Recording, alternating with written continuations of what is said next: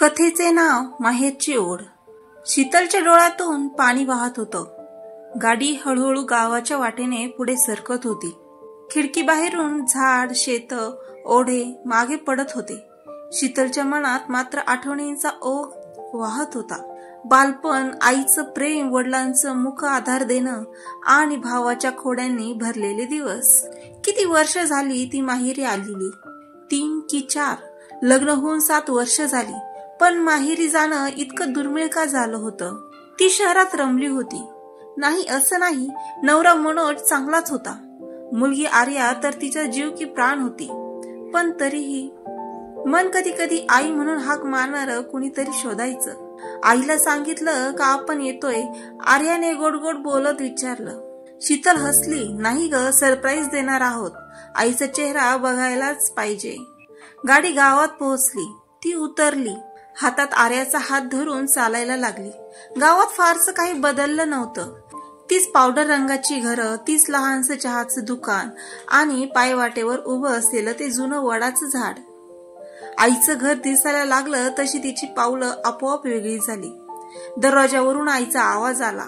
माणूस कोण आहे? शीतलचं हसणं थांबलं. ती अजूनही आईसारखंच वाटत होतं. शीतलनं दार उघडलं. आईचा चेहरा पाहून ती एकदम थबकली. केस अजून पांढरे झाले होते. चेहऱ्यावर थकवा होता आणि डोळ्यात एक वेगळंच पाणी साठलेलं. शीतल, आईने ओरडून तिला मिठी मारली. माझी पुरी, हे काय अचानक? आईच्या मिठीत आजही तेच उबदारपण होतं. आई, तू कशी आहेस? शीतल डोळे पुसत बोलली. तू आलीस ना, आता सगळं बरं वाटतंय, आई म्हणाली.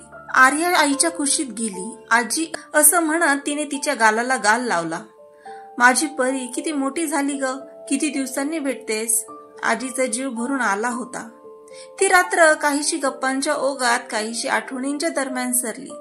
आईच्या आजचं जेवण खाऊन शीतलला जणू स्वर्ग गाठल्यासारखं वाटलं. तव्यावरची पोळी, घरचा वरण, बटाट्याची भाजी, एवढं साधं पण इतकं समाधान देणारं. दुसऱ्या दिवशी सकाळी आई देवपूजा करत होती.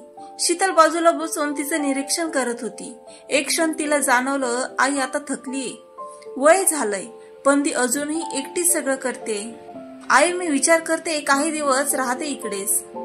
आई थोडी हसली. थांब पोरी, कितीही मोठी झालीस तरी आईसाठी लहानच आहेस. पण तुझं घर आहे, सासर आहे, नवऱ्याची परवानगी आहे का? शीतलने मान डोलावली. हो, मनोज म्हणाला, तू थोडा वेळ तुझ्या आईकडे जा, तुला हवं तेवढं राहा. आईच्या डोळ्यातून पाणी आलं. किती सोज्वळ मुलगा आहे ग, देव त्याला सुखी ठेव. काही दिवसांनी शीतलने गावात फिरायला सुरुवात केली. ती शाळा जिथे ती शिकली, ती विहीर जिथे पाण्यासाठी रांगा लागायच्या, आणि ते माळरान जिथे ती, भाऊ आणि तिच्या मैत्रिणी लपाछपी खेळायच्या, सगळं जसंच्या तसं उभं होतं. शीतलचा भाऊ समीर, तो आता शहरात नोकरीला होता. त्याला कधी कधीच वेळ मिळायचा येण्यासाठी. फोनवर बोलणं व्हायचं, पण प्रत्यक्ष भेट फार दुर्मिळ झालं होतं. एक दिवस सकाळी शीतल आईसोबत भात लावणीच्या शेतावर गेली.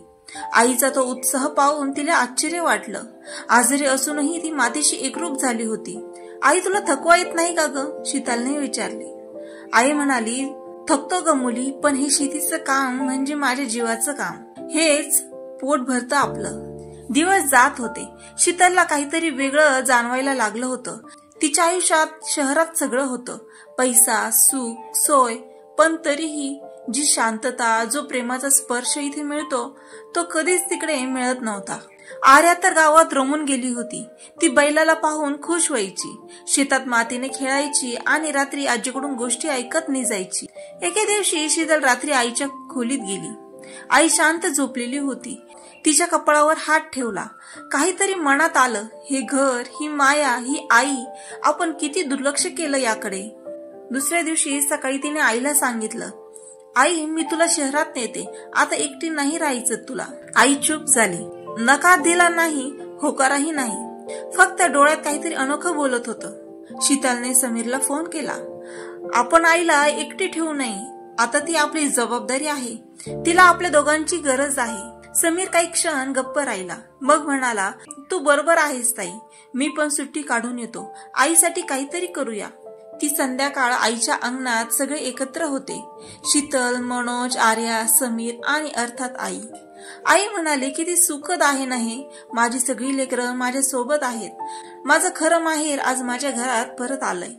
शीतल तिच्या मांडीवर डोकं ठेवून पडली. आई, तू माझं माहेर आहेस. तू असशील तोपर्यंतच हे घर माहेर आहे. आईने तिच्या केसांवरून हात फिरवला. मुलगी कितीही मोठी झाली तरी आईसाठी ती नेहमीच लहान असते. त्या रात्री शीतलने ठरवलं, दरवर्षी कितीही व्यस्त असली तरी ते आईकडे येणार, कारण माहेर फक्त एक जागा नाही, ती एक भावना आहे जी कधीच संपत नाही. तर मित्रांनो, आशा आहे तुम्हाला ही हृदयस्पर्शी कथा आवडली असेल. अशाच कथा ऐकण्यासाठी माझ्या चॅनलला लाईक, शेअर आणि सबस्क्राईब करायला विसरू नका. पुन्हा भेटूया नवीन कथेसोबत. तोपर्यंत धन्यवाद.